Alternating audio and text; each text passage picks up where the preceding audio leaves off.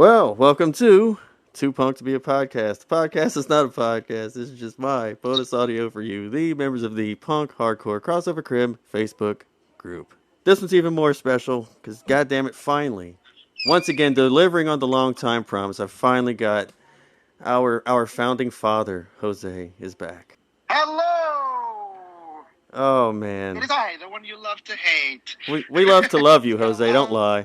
Yeah. Oh, no, thank you. I really appreciate it. I love you too. I love everyone on this page.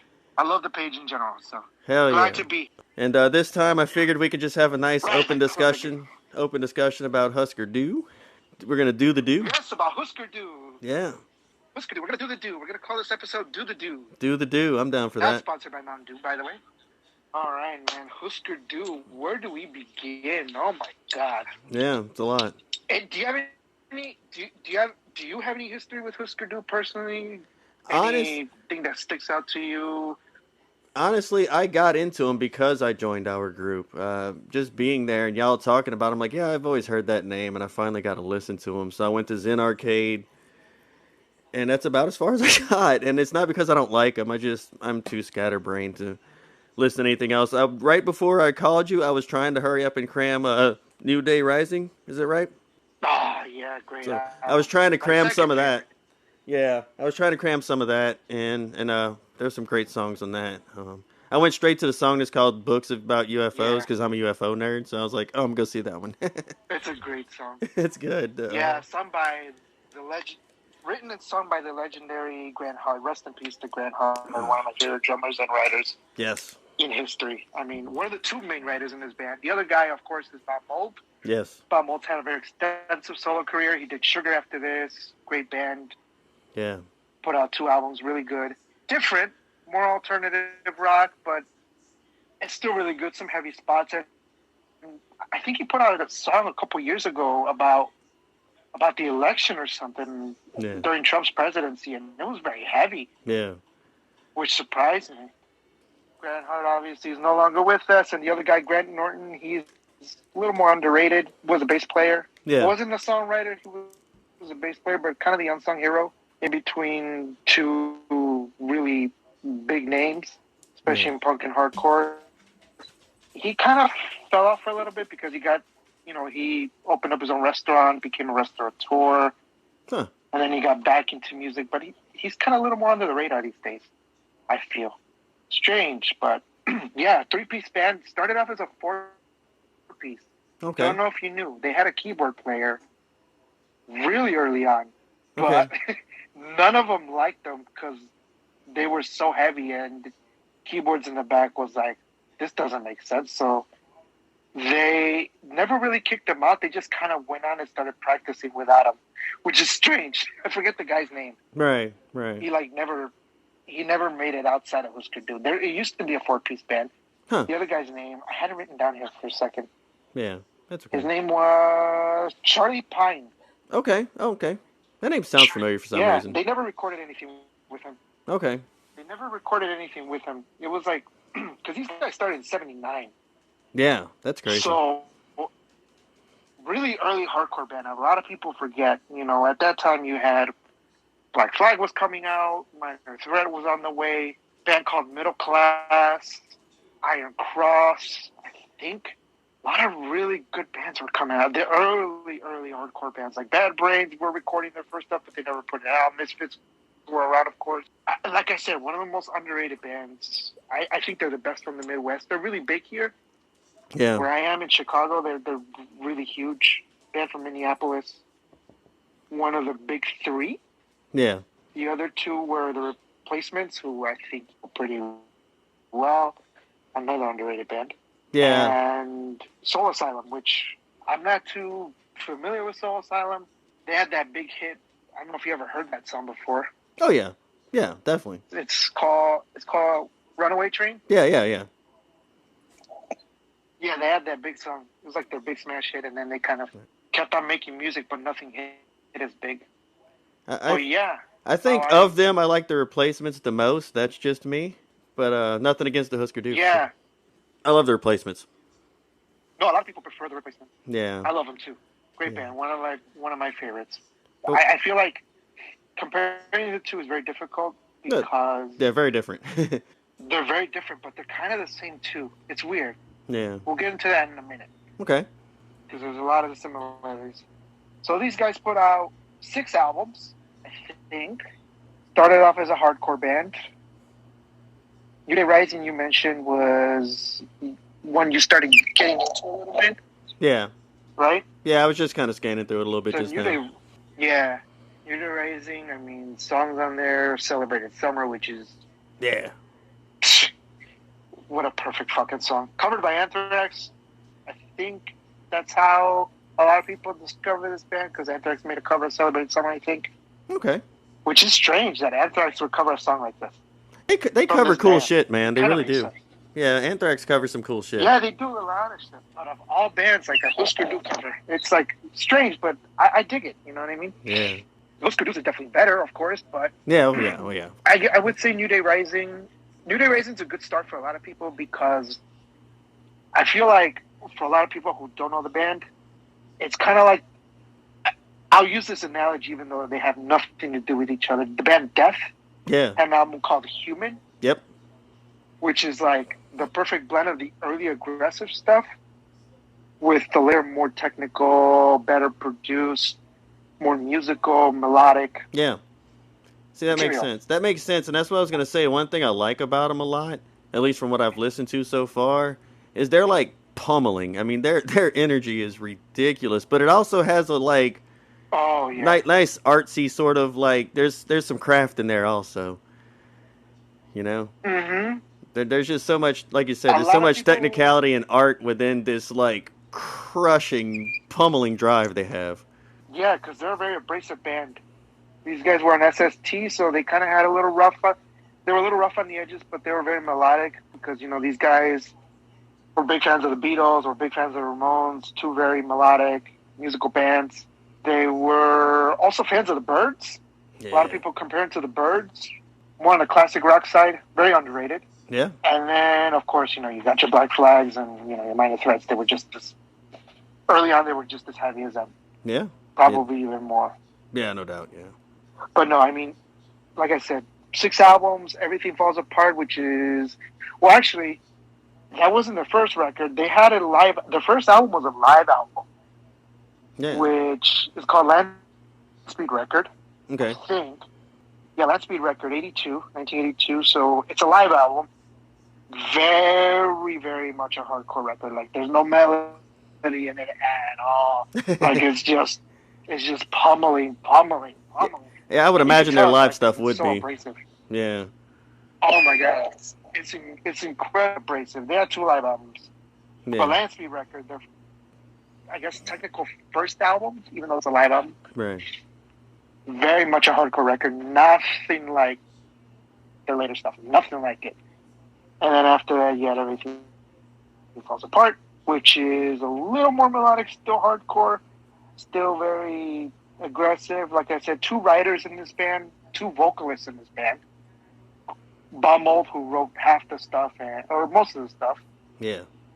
half to most of their stuff, and then Grant Hart, who was the drummer / singer, Yeah. again, rest in peace, wrote the other half. So, I guess well, I'm sorry. What Bummold happened? wrote the heavier stuff. Yeah. What happened to Grant? It was cancer or something, right? Grant died. I think he had hepatitis C, and he had cirrhosis, and he passed. Okay. Yeah, I forgot he what died it from was. cirrhosis and hepatitis C. Damn it, man. That sucks too. I would love to hear what he have done later. Yeah, he did some stuff after Husker Dü Nova Mob. I know I'm jumping way ahead and back, but Yeah, Nova Mob, that's my fault career. now. No, that's all good. He had one album on SST. I forget the name. Kind of hard to find, but I'm still on the lookout. It's supposed to be good. I've heard of snippets, and it's good. But Nova Mob was his band, and again, Greg Norton, the bass player, got into the restaurant business, the food industry, Hell and yeah. then Bummold, of course, had a big solo career, still going. Did Sugar in between his solo career and after Husker Dü. Excuse me. And then where we leave off, Everything Falls Apart, hardcore. Yep. Title track, classic, highly recommended. You got songs on there like Statues, which is like it's long, but it's like, it's good. Yeah. It's good. It's weird. In a free land.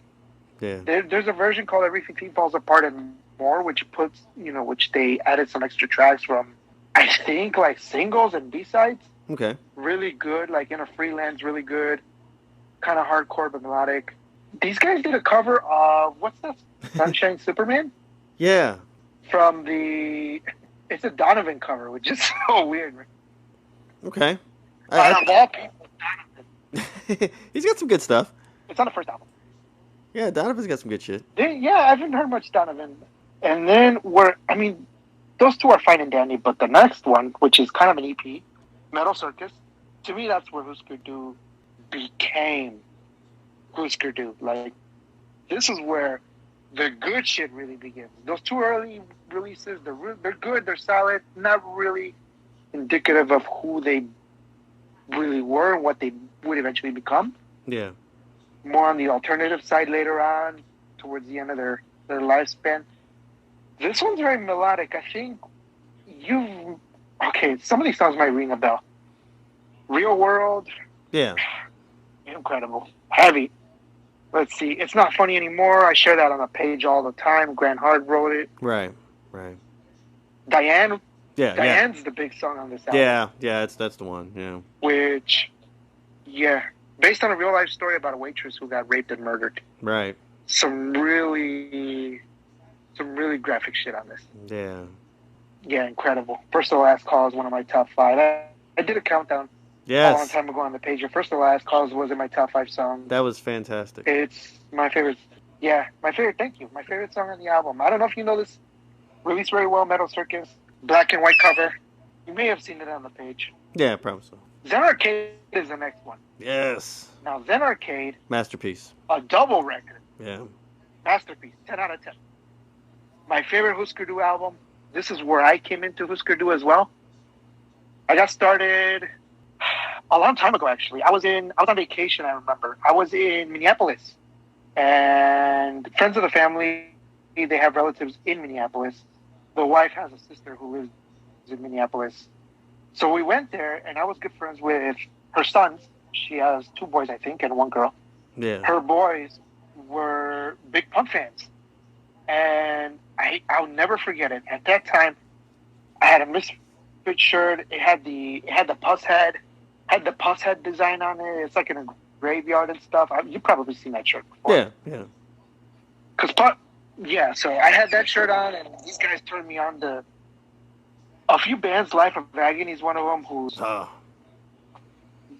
one of my treasures. I can go on forever, but yes.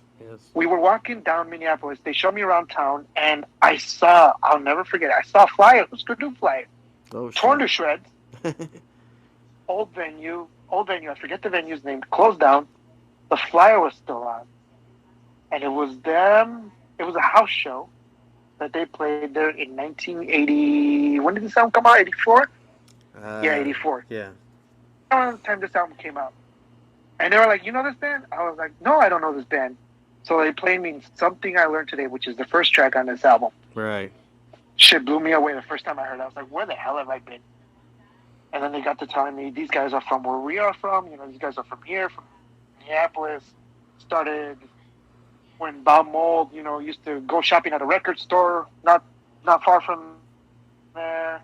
Grant Hart, I think, worked there, and they hit it off. They were big Ramones fans, big punk fans, big classic rock fans. That's how they got started. And then Greg Norton and Grant Hart knew each other beforehand because they applied for the same job, which the bass player Greg Norton got. Oh. It's a weird story. So, very good stuff, man. Love that shit. That's what's up. Yeah, incredible. This album's a 10 out of 10. I mean, Pink Turns to Blue is my all-time favorite Husker Dü song. Okay, I was gonna say that's definitely my favorite song by them by far. That song is killer. Yeah. What a melodic track, man. Never Talking to You Again, which is is an acoustic track. Yeah. Definitely a nice break from the abrasiveness again. We're still on the abrasive side of this band's history, but we're starting to see a little more melody. We're starting to see more consistency. Yeah. with the instrumentation. Pink Starts to Blue, again, Yeah. one of those songs that comes to mind. Very melodic. Yeah. Oh, Lyrically, it's that hook. about overdosing and Yeah. drugs and how, shit can have an impact on you. Yeah. I was Incredible. Pride. I was digging through like Bandcamp, just finding random like unknown bands, and I found this band that did like a whole bunch of like Husker Du like covers. They did like a whole tribute to him or something, and their version of that was killer. Like that's what actually made me like that song even more than the Husker Du version of Oh, it. really? Yeah, I can't remember who it is Yeah. now. I'd have to go try to figure it out again. I have no idea who it was, but I'd have to send it to you. Their version of that was killer, but I of course I love the original. But that's what like really made me Oh, love yeah. I that don't want to say song. I've heard it. Yeah, this album, I can go for days. This album's a review in and of itself. It's Oh yeah, 10 out of 10. Classic, definitely. Everyone says this is their best album. I'm in that camp. That's how I got started, so Yeah, it's I man. hold them to the standard, long story short. Yeah, it's a landmark. Now, you would think this is their peak, but no. No. A lot of people think they got better with their next album. And their next album is the one you just mentioned. What's their next album? The one you were listening to Oh, earlier? New Day Rising. That's after that. New Day Rising. Okay, I thought it was before. Yeah, that's after this. I thought it was earlier. I don't know why. Yeah, this is their... No, this is 85. Okay, So Zen Arcade's 84. This one's 85. that's probably why I wanted First to of all, I listen love to that it album then. cover. Yeah. That album cover is killer, man. The two dogs at the beach and the sunset in the background. That's Yeah. when I first saw this album cover at a store. This was the second album I bought from them, obviously, because Yeah. I love Zen Arcade so much. I had to buy the next one. Yeah. I usually kind of go in order. Yeah, of course.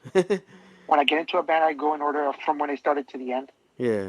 I bought this one after, and when I saw that cover, I thought, "What the hell is this? this album cover rules, but this can't be the same band that made Something I Learned Today, Charter Trips, Pink Turns to Blue, Pride, Yeah. those kind of songs, those really hardcore songs." Yeah, the cover's a bit Sure misleading. Oh yeah, sure enough, this is kind of hardcore. A lot of people say this is their best album. Yeah.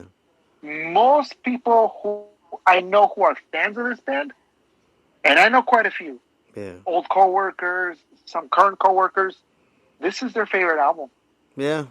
because, like we mentioned, it's a perfect blend Yeah, it is. of the old, heavy, aggressive nature with their more melodic side, which we'll get into. Title track is just New Day Rising over and over and over and over and over. New Day Rising. New Day. It works. Yeah. It works. That's punk as fuck, you know. Yeah. I mean, this song was played live. There's a video on YouTube where I think when Grant Hart passed, Dave Grohl played drums on this song, and Baumol played it live. Shit is amazing, dude. Yeah. Watching Dave Grohl hit the kit like that, that's where he shines to me. Is when he plays them drums. Yeah. Yeah. Dude is a monster on drums. Oh my god! A lot of people love to hate on Dave Grohl, but as a drummer, man, No, yeah. I love the guy, dude. He's Dave for a reason. Yeah, he's Dave for a reason. Big fan of music. Big fan of this band. Without Husker Dü, you'd have no Nirvana. Sure. There'd be no a band called Green River. I don't know if you ever heard of them. Oh yeah. Oh yeah. A lot of those grunge bands would Yeah. not exist. Mm-hmm. They would not exist without this band. And a lot of alternative bands, maybe I think Radiohead had mentioned this too, took a lot of this, what these guys were doing, and applied it to their songwriting. Yeah, I think strange, they 'cause did sound nothing influence alike, something but- more than what they were doing for sure. They Yeah, 'cause influenced a more lot of bands stuff these guys influenced don't even play punk. You know what I mean? These guys influence more the alternative camp. Yeah. Yeah, Girl Who Lives on Heaven Hill. Yeah, that's the Classic one. track. Yeah, I came across that one. I love that one a lot. Yeah, I Apologize, which, oh my god. Listen to that one also. Yeah, that was really Love it. Fuck yeah. Yeah. If I told you, shout out to M.A. Ross and Yeah. Tad Aschenbrenner, who are also members of the page. Those guys love this band just as much as I do. They get what I'm saying, man. Yeah. The way, yeah, this song reminds me of them. If I Told You, what an incredible track. So this is a song for them, for Tad and M.A. Ross. If you ever listen to this, the song is for you. There you go. Celebrated Summer is the best song on this album, hands down. That track is perfect. All right. As perfect as you can get. The last minute with the guitar solo at the end, oh my god, forget about it.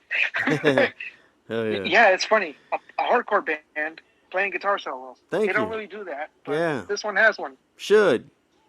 And it's great. A little more nostalgic. I love that. Books about UFOs you mentioned. Yes. Great track. For us UFO nerds. And then flawless album, but you got shit like How to Skin a Cat. Yeah. Which if you've never heard is very, very abrasive. I like it. Spoiler alert, these guys never made a bad song, in my opinion. Right.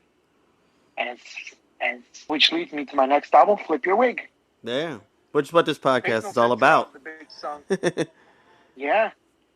Makes no sense at all is the big song on this album, which was a huge hit for them. Yeah. This is probably their best known song to a lot of more mainstream and casual fans. This album is definitely the start of their punk/alternative years. Right. So this is I would compare the sound on this to like, and I don't want to get crucified for saying this, but it's like the Birds meets Cheap Trick. Very power poppy. Oh. If you like that stuff, you might love this album. Okay. This is a great album. Great album. You know, it's got the Baby song, which 46 seconds. A lot of people say it's the worst shit they ever did. I will leave that for you to decide. Well, if it is, it's only 46 seconds long, which is okay. It's only 46 seconds. I like it. Definitely the worst one on here, but makes no sense at all. Classic. Divide and Conquer, which most of this album was written by Bob Mould, and you can tell because some of those songs are still kind of heavy. Very power poppy. You know, power pop is a little more. If you ever heard Cheap Trick, they're definitely hard rocking. Yeah. But they have hooks. They have really killer hooks. Oh, the melody's there. Love me some Cheap Trick. Yeah. So do I. All day. Yeah, you'll probably love this. You might think this is their best album. Ooh. Once we're done with this. I will listen to that tomorrow. I will download this one. it. I will listen to it tomorrow. Check this one out. Flip Your Wig. I think this was their last album on SST because the one after, Candy Applegrave, which is my favorite of the later stuff, was released on Warner Brothers. Okay.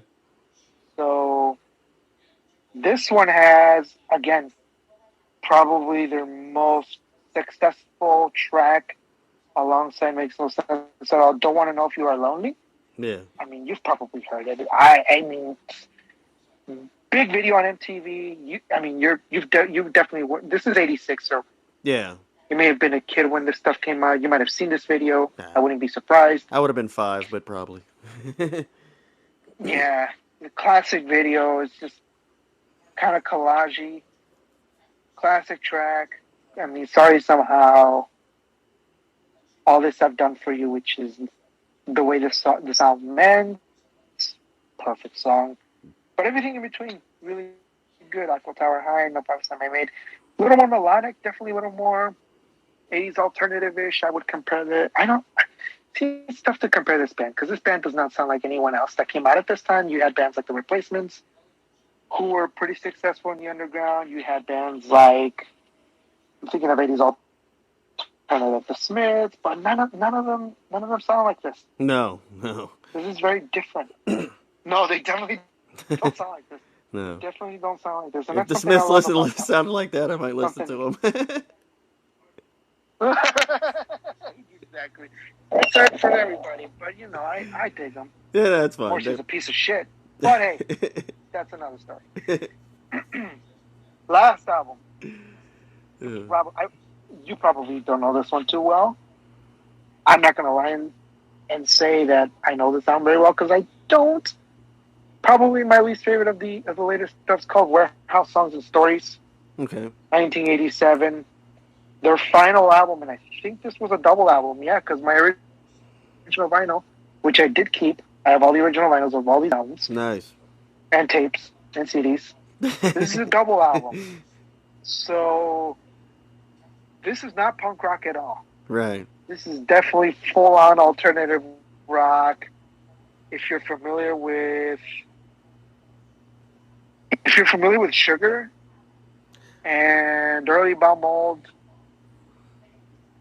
I didn't really listen. alternative, I didn't but good listen to alternative. Sugar. I didn't listen to Sugar too much, but I did listen to a lot of his solo stuff, like just Bob Mold stuff. Yeah, early on, kind of a jangle pop type sound. It's tough to describe. Yeah. It's like, I don't know. When I say alternative, I feel like a lot of people are gonna look at that and go, "Oh, alternative rock. Oh, it's trash." But no, this is it's tough, man. 20 songs on this record, Golly. I think. 20 songs, yeah. But there's a lot of good ones on here. Yeah. I would say it's a flawless album, but again, a lot of these songs they're short, but by this time, a lot of the songs are a little more over 3 minutes. Some of them are 4 minutes long. It's Yeah. not too bad. No, that's fine. The longest the longest song on here is like 5.5 minutes long. So I don't start getting mad until it's like 8 minutes long. Then I'm like, okay, I'm done. no, yeah, the first album, believe it or not, has a song that's 8 minutes. The one that I mentioned, what was it called? Right. Shadows, or I can't remember, but Yeah. yeah, could you be the one with the big hit on here? Had a video and everything, very poppy, very like sing-songy. A lot of people I've heard say formulaic, but these guys put their own spin on it. Like I said, they're not bad writers. They know what they're doing. By this time, they definitely know what they're doing. Totally. And even though it's very mainstreamish, I don't think they ever made a dime off this. Yeah. Because these guys, Gotta hate that. these guys were really really big by this time. But again, even though they were big, 1987, soon after this, they broke up. They went their separate ways. These guys weren't around very long. They were around for 9 years, I think. 88 was the year after this came out. They broke up. They all went their separate ways. They said that's it. And it's a shame because we'll never have a Husker Dü reunion. No. Without Grant Hart. It's just not happening. It's never going to happen. And that's a very Beatlesy thing, right? That's very Beatles that they only existed for like 8 years, changed, themselves completely throughout that short amount of time and influenced an infinite amount of stuff, Literally, yeah. A lot of people don't know it yet. It's weird. One of those, again, unknown bands. But if you're a punk fan, if you're a hardcore fan, you probably know something. A lot of people I talk to respect this band. Oh, yeah. I haven't come across too many people, probably because I live in the Midwest. I haven't come across a lot of people that hate this band. Yeah. Most people don't even know this band. Right. Yeah, they're one of those bands shame, that maybe the casual music people won't know, but your favorite band knows them. They're that band, Exactly. One of your favorite bands, That's and what they are. A rare occasion where they kept the same lineup throughout their history. Yeah. Same 3 guys on all their albums, all the way to the end, from beginning to end. Yep. And you would not think that because they changed so much. None of their albums are exactly alike. That's cool though. And they weren't around very long. They came and went, did their thing, and call it a day. That was it. For whatever reason.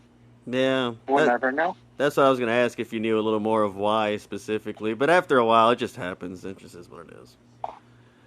Supposedly, I guess Grant Hart had a drug problem, a heroin problem, and that kind of got in the way that he probably wasn't going to be able to play live, withdrawals.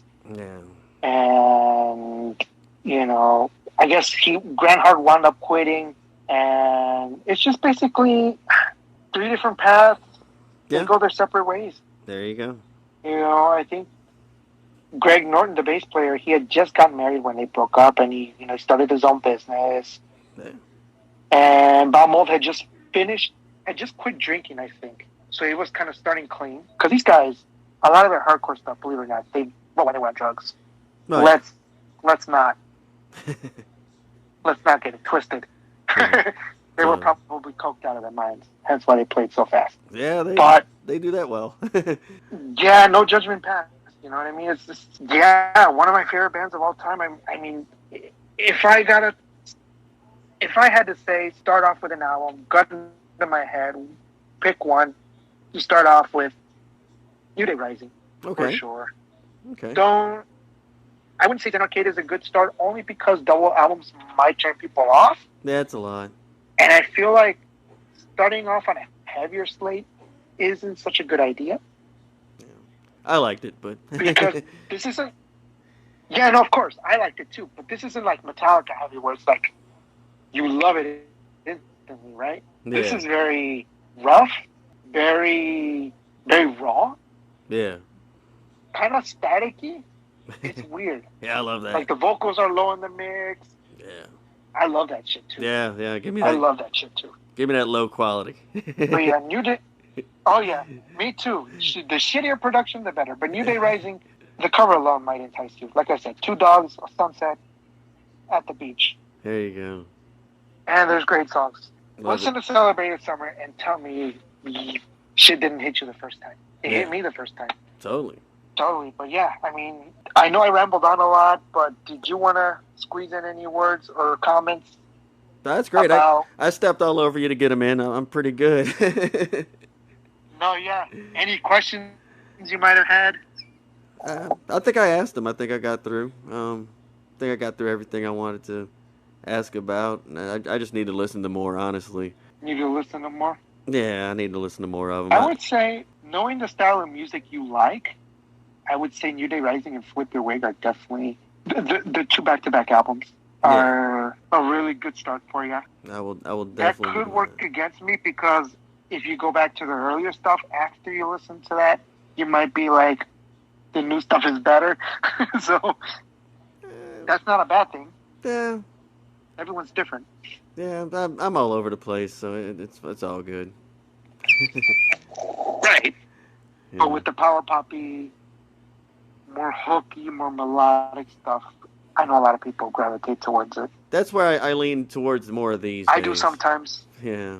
I lean more towards that sometimes. Some days I definitely put on the later stuff Yeah. and just kind of unwind. Yeah. Yeah. But when I really want to listen to this band, when I really want to be like, yeah, I remember why I started, why I fell in love with them. I play everything from New Day Rising and back. Yeah. So, Lansby Record, Metal Circus, Everything Falls Apart, Zen Arcade, New Day Rising. Those first 5 releases are just, they're flawless. There's nothing wrong with them. Fuck Anyone yeah. who says otherwise, hey, in the words of Ralph Vieira, who's a really good friend of ours, Yes. you're right. I'm wrong. Well, hell yeah, man! You came in here and crushed it, dude. We got like a 40-minute episode on this. It's awesome. 40-minute episode and it went by too quick. I could go on and on about this band, but there's just not enough time in a day. A lot of awesome Hopefully the facts, next man. one- Good stuff. Oh yeah, a lot of awesome facts.